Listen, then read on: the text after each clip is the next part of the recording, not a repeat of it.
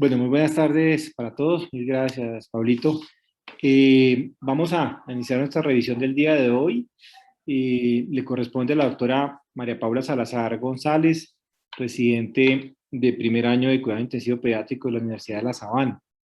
María Paula les ha preparado un tema muy interesante que es efectos fisiológicos de la ventilación mecánica con presión positiva. Sé que ha trabajado fuertemente, sé que ha estado pues muy al frente de toda su revisión, entonces espero que sea de todo su agrado. Adelante, María Paula, bienvenida, muchas gracias. Buenas tardes para todos. Muchísimas gracias, doctor, por la presentación. Me presento, yo soy María Paula Salazar González, residente de cuidado intensivo pediátrico de la Universidad de La Sabana, y el día de hoy vamos a hablar de efectos fisiológicos de la ventilación con presión positiva. Y antes de dar inicio, quiero compartir con ustedes el contenido de la charla. Vamos a iniciar con una breve introducción donde hablaremos del desarrollo a través de la historia de la ventilación con presión positiva y unos conceptos puntuales sobre la mecánica respiratoria, posterior a lo cual nos vamos a adentrar en los efectos fisiológicos de los principales sistemas y finalmente unas conclusiones para llevar a casa. Dando inicio a la introducción, es muy importante preguntarnos desde cuándo se habla de ventilación, pues las referencias más antiguas respecto a la intención de resucitar a alguien a través de la infusión de aire incluso datan desde la mitología egipcia, cuando Isis intenta resucitar a Osiris empujando aire a su interior con sus alas, pero también en la Biblia narran unos versos en los que se atribuyen propiedades curativas o favorecedoras de vida al aire, pero realmente es en el año 175 después de Cristo que el estudio de la respiración tomó un impulso muy importante con los estudios de Galeno, quien objetivó la importancia de mantener una respiración artificial para así evitar el colapso de los pulmones en las toracotomías que realizaban los animales. Y posterior a eso, en el Renacimiento, la ciencia recobra un fuerte impulso y el médico suizo Paracelso intenta reanimar a un paciente recién fallecido colocando un tubo en la boca e insuflando aire a través de un fuelle en el año 1530. Mientras que Andrés Vesalio, en 1543, anatomista belga, describe en The Humani Corporis Fabrica 7 que para mantener la vida de un animal había que realizar una traqueostomía e introducir un fragmento de caña a modo de cánula a través de la tráquea para de esta manera insuflar el aire, manteniendo de esta forma el latido cardíaco. Posterior a esto, Highmore, Hook y Lower realizan el 10 de octubre de 1667, continuando los estudios de Vesalio y Paracelso, una demostración manteniendo con vida a un perro a través del suministro de un flujo continuo de aire, documentándolo en su libro Philosophical Transactions. Pero ¿qué pasa? Y es que hacia la segunda mitad del siglo XIX realmente todo fue experimentación y hechos anecdóticos, y el paso fundamental para el desarrollo de la ventilación mecánica fue la creación de los primeros ventiladores mecánicos, aunque la mayoría de ellos funcionarían con presión negativa. El primero de ellos fue creado por Alfred Jones en 1864, quien patenta el primer ventilador tanque, y posterior a eso, en 1911, Drager ya había creado un dispositivo conocido como el pulmotor. Este creaba de forma alternativa presión positiva y presión negativa en las vías aéreas y funcionaba con oxígeno a presión. Como todos conocemos, en 1929 Dinker, un ingeniero estadounidense, diseña un tanque en el cual se introducía al paciente, que se llamó el pulmón de acero. ¿En qué consistía el pulmón de acero? Y era que la mecánica del aparato consistía en crear movimientos respiratorios alternando la presión positiva en la vía aérea con presión negativa a nivel del tórax. Este ventilador fue ampliamente usado en aquellos pacientes que tenían alteraciones neuromusculares que llevaban a insuficiencia respiratoria. Y en 1950, Bennett, ingeniero que trabajaba en las Fuerzas Aéreas estadounidenses, desarrolla la primera válvula de demanda de oxígeno capaz de elevar la presión durante la inspiración y bajar a cero durante la inspiración. Aún así, los respiradores Bennett y el pulmotor, como mencioné previamente, resultaron ser escasos para enfrentar la epidemia de polio en Dinamarca. Y es por eso que en Copenhague, ante la insuficiencia de ventiladores y el requerimiento de los pacientes de tener una asistencia ventilatoria, Armstrong crea el primer ventilador con presión positiva, demostrando disminuir la mortalidad de los pacientes con parálisis vulvar en un 27%, y tras este éxito, esta fabricación se difunde a nivel de toda Europa y Norteamérica, olvidando estos ventiladores con presión positiva. pero por presión negativa, perdón. Pero como todos sabemos, el desarrollo de la ventilación es un proceso que es ininterrumpido a través de la historia y ahora pues tenemos los ventiladores de cuarta generación. Hablemos un poco de lo que es mecánica respiratoria de la ventilación y la presión positiva, y es que sabemos que la mecánica pulmonar va a estudiar cómo desplaza el cuerpo el aire haciéndolo entrar y salir de los pulmones. Y es realmente la interacción entre los pulmones y la caja torácica lo que va a determinar el volumen pulmonar.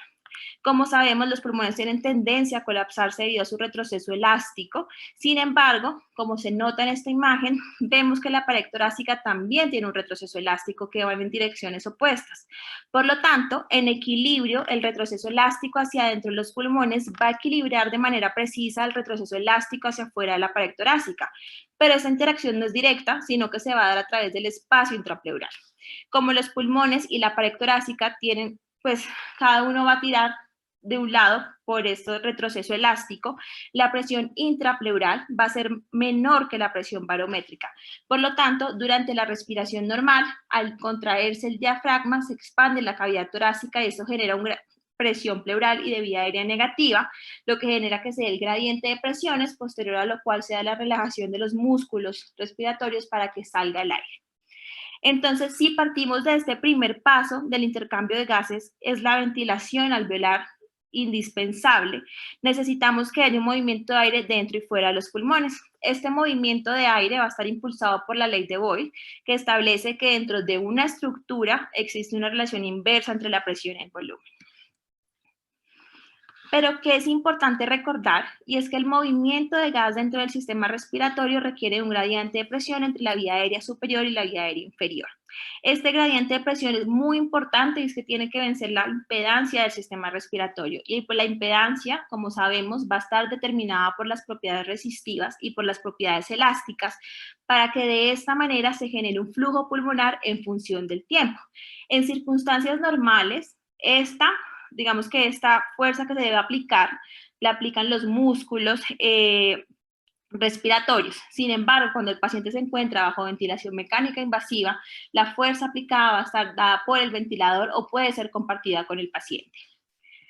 Si recordamos la ecuación del movimiento, sabemos que la presión requerida para vencer, pues la presión que se debe aplicar al sistema respiratorio debe ser igual a la suma de presión requerida para vencer este retroceso elástico y la presión pedida pues por las fuerzas resistivas. Como habíamos hablado, en condiciones normales esto lo hace pues la musculatura y en condiciones artificiales el ventilador puede ayudar o puede ser pues aplicar la fuerza completamente.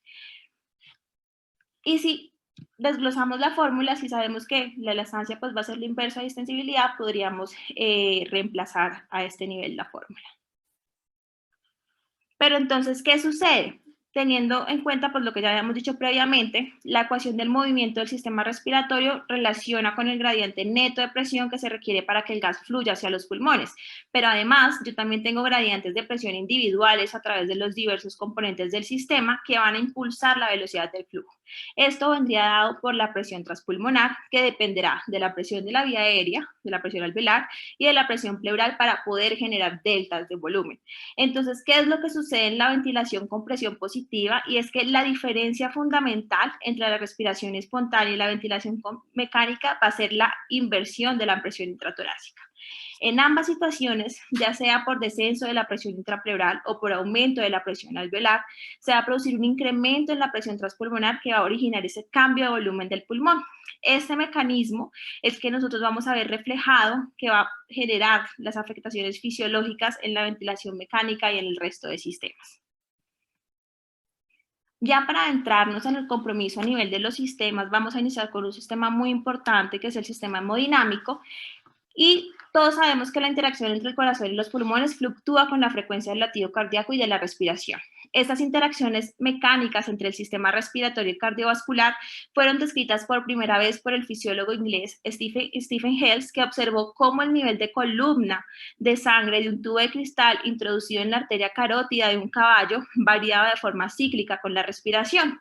Y si sabemos que el corazón, al estar ubicado en la cavidad torácica, es una cámara de presión dentro de una cámara de presión, cualquier cambio en la presión intratorácica va a afectar lo que va a ser la precarga y la poscarga tanto del ventrículo derecho, que va a ser el principal determinante, pero también del ventrículo izquierdo.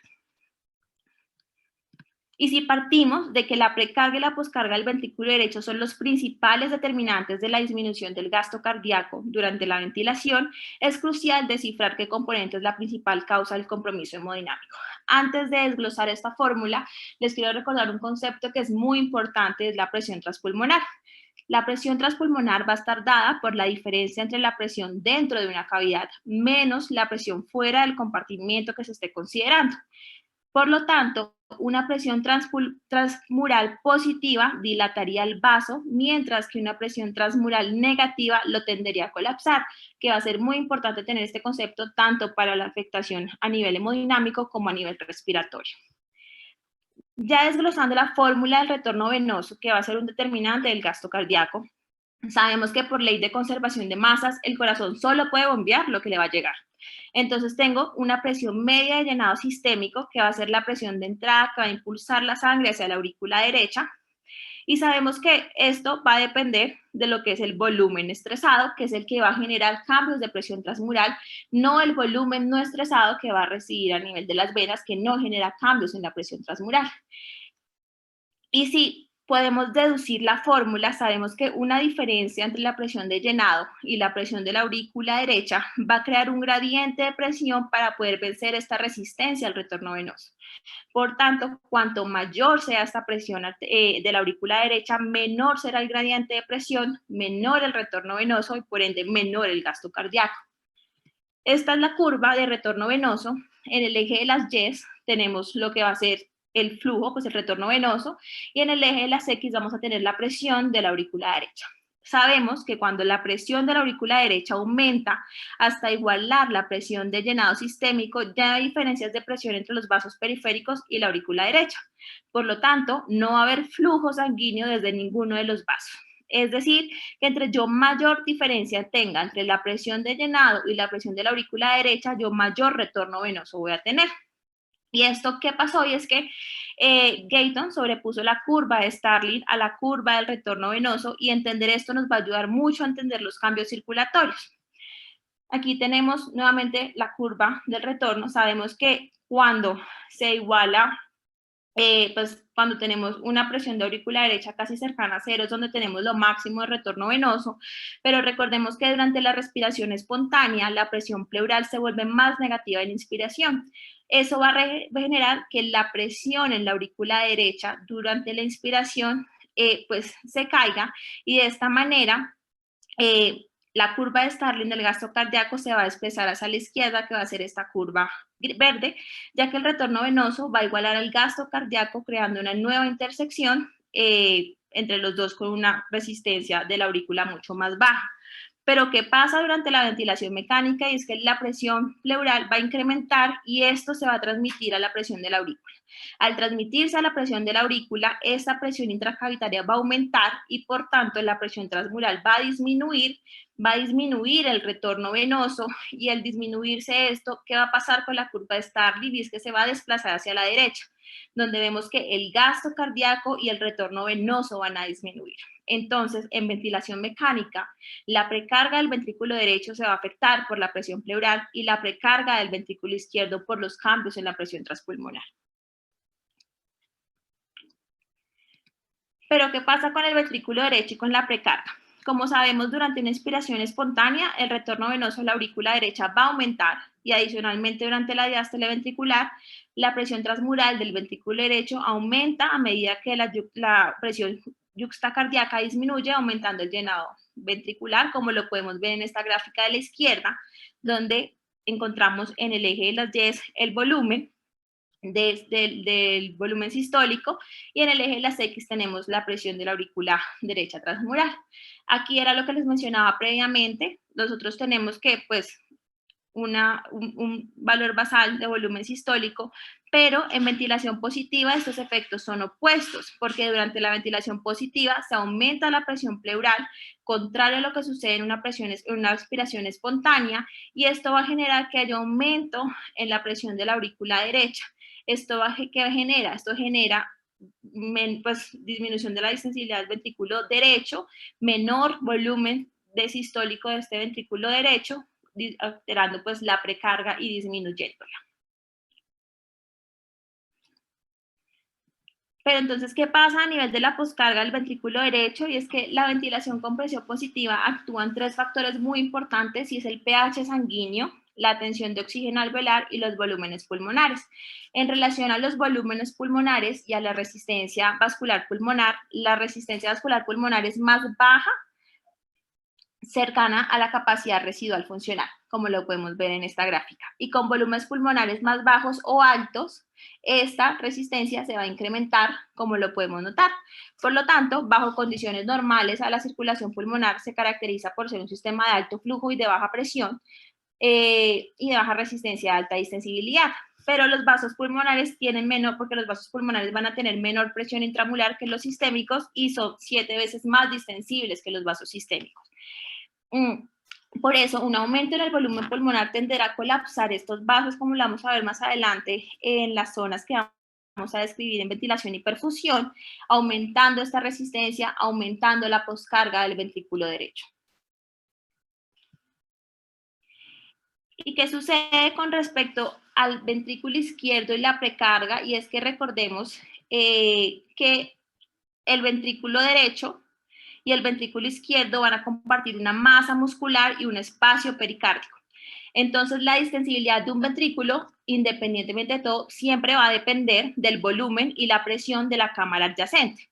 De tal manera que si yo aumento el retorno venoso, por ejemplo, aquí cuando tenemos una inspiración normal, cuando yo aumento el retorno venoso, aumento el tamaño del ventrículo derecho, esto que genera que se desvíe el ventrículo hacia la izquierda, se reduce la distensibilidad del ventrículo izquierdo. ¿Y qué sucede en la ventilación con presión positiva? Y es que el aumento de la resistencia pulmonar causa una dilatación de este ventrículo, muy similar a lo que estamos viendo en esta gráfica en inspiración normal, generando desplazamiento del septum intraventricular hacia la izquierda, disminuye la distensibilidad del ventrículo izquierdo y por lo tanto va a disminuir su precarga. Este fenómeno es conocido como interdependencia ventricular. Ya hablando del ventrículo izquierdo y la poscarga, sabemos que la poscarga del ventrículo izquierdo va a estar determinada por las resistencias vasculares periféricas, pero ellas no se van a ver alteradas netamente por la ventilación con presión positiva, sino que va a depender prácticamente de la presión transmural del ventrículo izquierdo.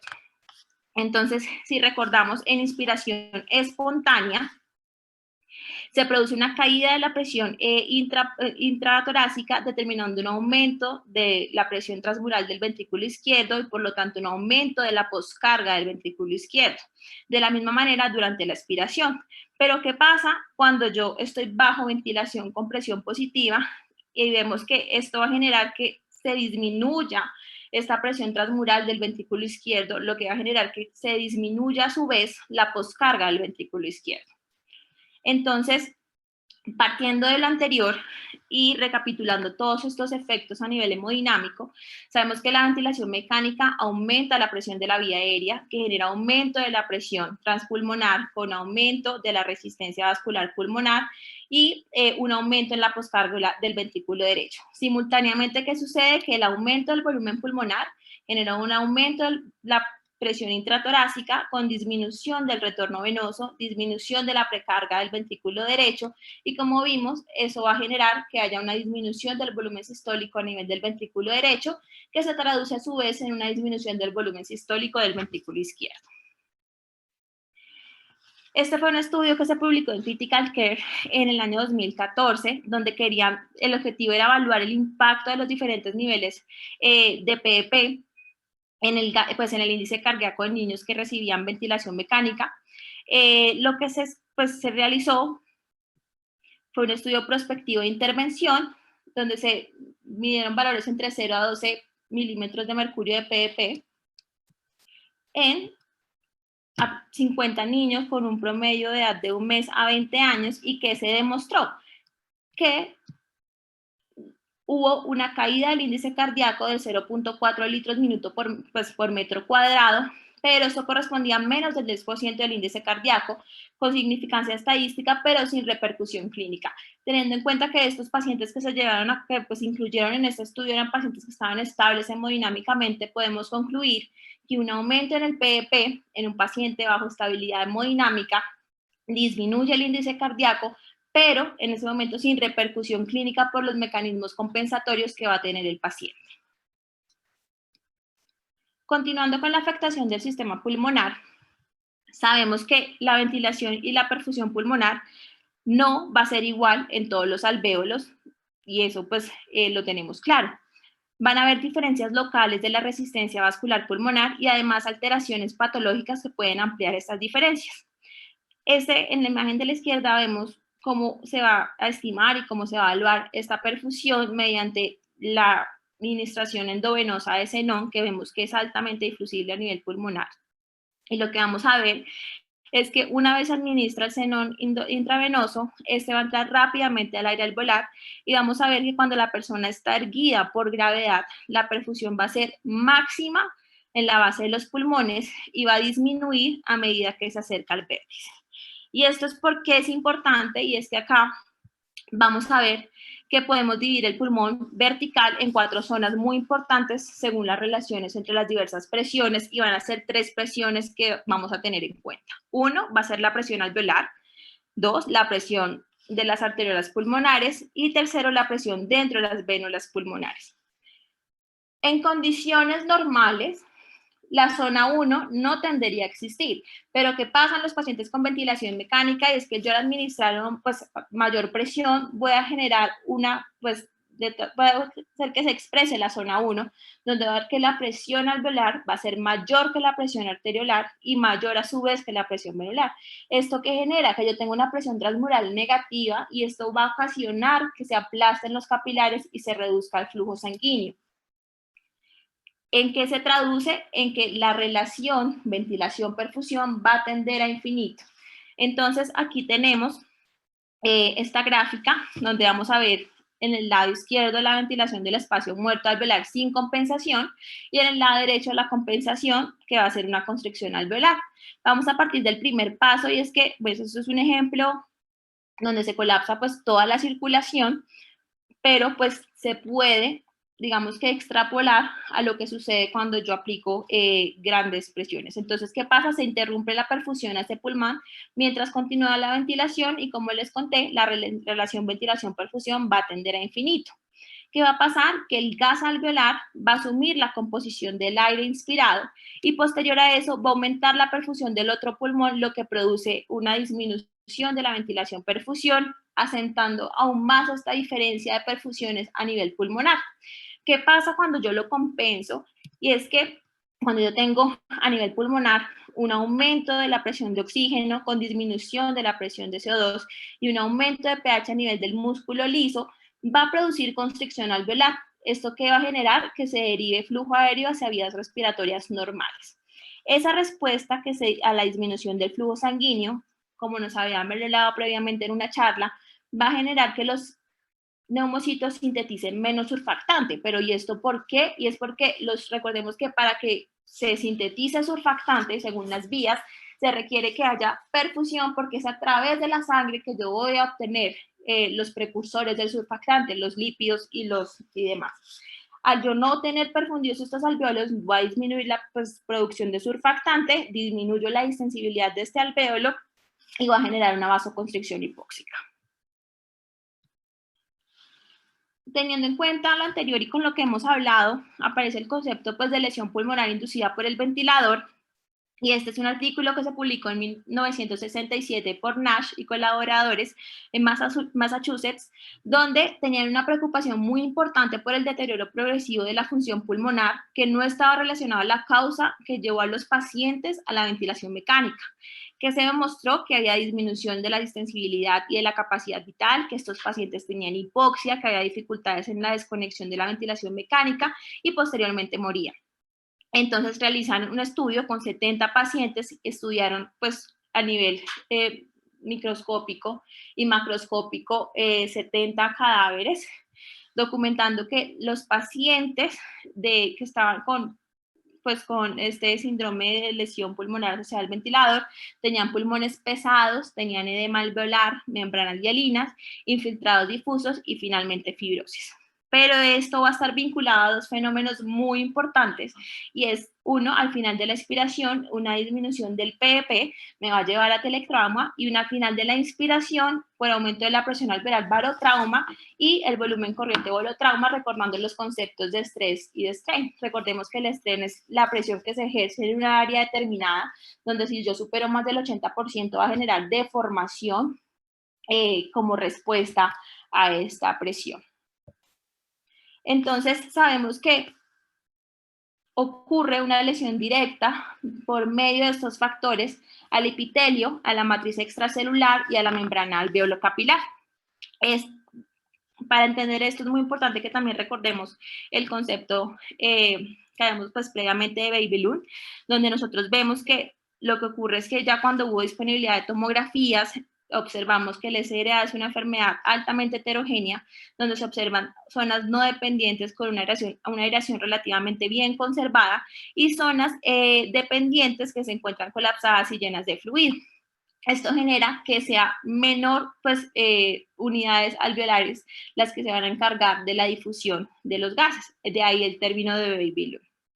Entonces, ¿qué pasa con la ventilación mecánica? Es que yo tengo un daño biofísico, pero también tengo un daño bioquímico. En el daño biofísico va a estar dado por el cizallamiento, por la sobredistensión, por el estiramiento cíclico endotelial, que es muy importante porque el estiramiento cíclico endotelial se ha relacionado con más daño a nivel pulmonar versus si yo aplico una presión constante, que es como lo que uno pudiera explicar. Por ejemplo, en la estrategia del pulmón abierto, uno puede hacer titulación del PEP, donde yo voy a mantener una presión constante, mientras que el volumen va a ser un estiramiento cíclico porque va cambiando. Entonces, digamos que una de las estrategias es un volumen óptimo, por lo cual sería pues bajo este razonamiento y pues también los cambios en la presión. Adicionalmente, yo tengo un daño bioquímico por liberación local de sistémica de mediadores inflamatorios y de fragmentos proteicos, que todo eso me va a llevar a una lesión asociada al ventilador con un síndrome de disfunción orgánica múltiple y finalmente la muerte. Ya para hablar del compromiso renal, recordemos cuál es el rol del riñón en la entrega de oxígeno. Entonces, es muy importante reconocer que desde la fisiología aplicada sabemos que la entrega de oxígeno a nivel tisular se va a definir como el DO2 va a ser igual a la concentración de oxígeno, pues de CO2 por la concentración arterial de oxígeno, donde vamos a ver que el DO2 va a corresponder a la capacidad transportadora de oxígeno, el gasto cardíaco y el contenido arterial de oxígeno en la sangre arterial. Sabemos que la entrega de oxígeno va a ser directamente proporcional al débito cardíaco, es decir, la función cardíaca y al contenido de oxígeno arterial. Y uno dice como, bueno, el riñón pareciera no estar involucrado, pero sí lo está por los siguientes aspectos. Uno, el riñón se encarga del balance de fluidos, la precarga cardíaca según la ley de Starling. Dos, del tono vascular, entonces también va a estar mediado la poscarga por toda esta regulación hormonal mediante el sistema renina-angiotensina, la poscarga y el volumen eyectivo. Y tres, tengo un balance electrolítico de ácido base, y me va a regular el consumo de oxígeno a nivel tisular, las resistencias vasculares y la función enzimática de estas células, pero además también tiene producción de eritropoyetina. Como nosotros sabemos que pues va a fomentar la concentración de hemoglobina y la capacidad transportadora de oxígeno. Así entonces sabemos que el desarrollo de disfunción renal presenta la potencialidad de alterar también la entrega de oxígeno tisular como también su utilización. Entonces, en los pacientes con lesión renal aguda, esto se va a ver alterado. ¿Y qué sucede? Y es que la ventilación mecánica tiene tres factores importantes por lo que lo puede causar. Uno, pues la alteración en el equilibrio de los gases a nivel hemodinámico y principalmente por biotrauma. Todo esto va a ser reflejado en una respuesta inflamatoria con daño hipóxico, necrosis y apoptosis y estrés oxidativo. Entonces, ¿qué pasa? Yo tengo disminución del retorno venoso, aumento de la poscarga de ese ventrículo derecho, va a generar que haya una redistribución del flujo renal y una disminución del flujo urinario, disminución de la excreción de sodio y disminución de aclaramiento de la creatinina. Todo esto fomentándome la lesión renal aguda. Entonces, esta es una imagen muy bonita donde nosotros vamos a ver en el eje pues, de las YES voy a tener la resistencia vascular relativa, el flujo sanguíneo renal, la tasa de filtración, y en el eje de las X vamos a ver cómo va a cambiar esto con cambios de la presión arterial media. Entonces, usualmente, lo que primero pues se va a ver alterado pues va a ser pues a nivel del flujo, pero vemos que con niveles de 80 a 150 esto permanece estable, pero es cuando baja esta presión de la arteria renal que esto se va a hacer alterado en condiciones de bajo gasto cardíaco. Que esto va a suceder que como respuesta y regulación haya una resistencia de la arteriola aferente en aumento. Inicialmente la arteriola aferente pues no tiene ninguna respuesta, pero finalmente sí la da. ¿Y esto por qué se da? Por mis efectos neurohormonales y por mi redistribución del flujo. Entonces sabemos que el sistema nervioso pues a nivel simpático, a nivel de la arteriola, tiene unos receptores muy importantes, principalmente alfa 1, y van a generar vasoconstricción. El eje renina-angiotensina-aldosterona también con receptores a nivel de esta arteriola aferente. Hay una liberación de osmótica, vasopresina y también de péptido natriurético auricular. Todo esto me va a fomentar la lesión renal aguda asociada al ventilador. Y ya finalizando, vamos a hablar del compromiso neurológico y para esto vamos a recordar la teoría de Monro-Kelly. Nosotros sabemos que en la teoría de Monro-Kelly data de cuando pues, las personas van creciendo, ya este cráneo no es deformable, es decir, que debe compartir y debe equilibrarse entre tres componentes importantes. El parénquima cerebral, que corresponde al 80%, el líquido cefalorraquídeo en un 10% y la sangre en otro 10%. Estos dos últimos componentes son los componentes compresibles del sistema, pues, a nivel del sistema nervioso central y de esta circulación, siendo el líquido cefalorraquídeo el primero que se va a sacrificar, posteriormente sangre y el parénquima cerebral, porque este pues no tiene la capacidad de distensión.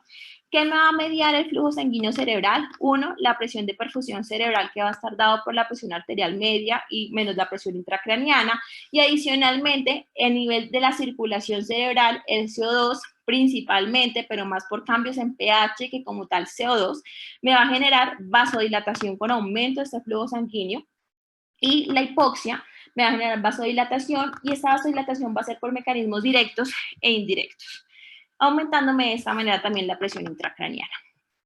Entonces, ¿qué sucede? Y es que en los pacientes cuando yo las administro PEP, va a generar aumento de la presión intratorácica, con aumento de la presión intrapleural, aumento de la presión de la vía media, que va a generar disminución del retorno venoso, disminución del drenaje del líquido cefalorraquídeo, disminución del gasto cardíaco, que me va a traducir en aumento de presión intracraneana. Pero entonces vamos a ver la práctica de la luz de la evidencia que tenemos. Entonces, pues antes de eso, tenemos acá el gráfico de la elevación de la presión intracraneal con el volumen. Vemos que inicialmente a cambios de volumen, yo todavía tengo una distensibilidad conservada y no voy a generar altos cambios de presión, pero a medida que este volumen ya con mínimos cambios va aumentando, ya la presión intracraneal va aumentando, pues simultáneamente ya de manera más drástica. Entonces, ¿qué dice la literatura? Y este es uno de los primeros artículos que datan del efecto de la presión del PEP y de la presión intracraneana en el año 1977, que documenta que un PEP entre 5 y 12 centímetros de agua mejoraba la oxigenación sin aumentar la PIC. Otro artículo también, pues, del mismo objetivo, muestra que un PEP entre 4 y 8 centímetros de agua aumenta más de 10 milímetros de mercurio en la PIC en más del 50% de los pacientes. Pero, ¿qué pasaba con estos estudios? Y es que eran estudios que de un tamaño de muestra no suficiente, con falta de datos clínicos y demográficos. Entonces, ¿qué tenemos de manera reciente? Este es un artículo que se publicó en el 2017 en Neurocritical Care, donde medían el efecto de la presión positiva y de la presión intracraniana y los cambios a nivel hemodinámico. Fue un estudio observacional analítico, donde se quería ver la relación entre el PEP y la PIC entre 0 y 12, en aquellos pacientes que tuvieran trauma cráneoencefálico y estuvieran bajo ventilación mecánica invasiva, con un total de 341 pacientes. ¿Qué se documentó? En aquellos pacientes que tenían una PAFI superior a 100, no hubo alteración, pues no hubo aumento de la presión intracraneana al aumento del PEP, pero en aquellos pacientes con una PAFI menor a 100, sí hubo, sí, pues de manera significativa, un aumento de la presión intracraneana al aumento del PEP, pero sin una repercusión clínica documentada.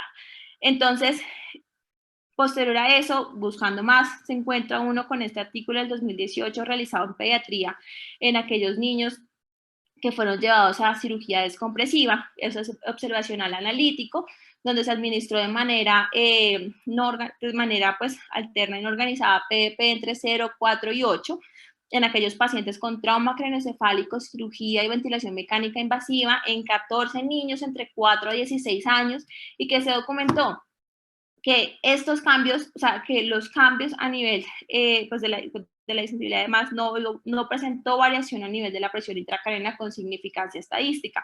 Entonces, ¿esto qué nos deja en relación entre el PDP y la PIC? Uno, depende mucho de la variabilidad según la condición clínica que presente el paciente. Dos, se requiere monitorización continua. Tres, el aumento del PDP favorece la oxigenación. Y hasta el momento no tenemos datos claros de que el aumento del PDP me aumente la PIC ni me disminuya la presión de perfusión cerebral. Por lo tanto, es importante realizar un análisis según la condición del paciente y las características según la edad. Y estas son las conclusiones que quería que ustedes se llevaran a casa y que me parecieron importantes. Uno es que la ventilación con presión positiva no es inofensiva. El profesional debe conocer las repercusiones sistémicas para así establecer estrategias de ventilación protectora y manejo oportuno. Y es importante mantener un equilibrio hemodinámico que me haga que los mecanismos reguladores me compensen y pues también un equilibrio metabólico durante la terapia de soporte. Y a la luz de la evidencia actual, el PDP no se relaciona con aumento de la presión intracraniana, salvo en pacientes con distensibilidad pulmonar disminuida. Muchísimas gracias a todos.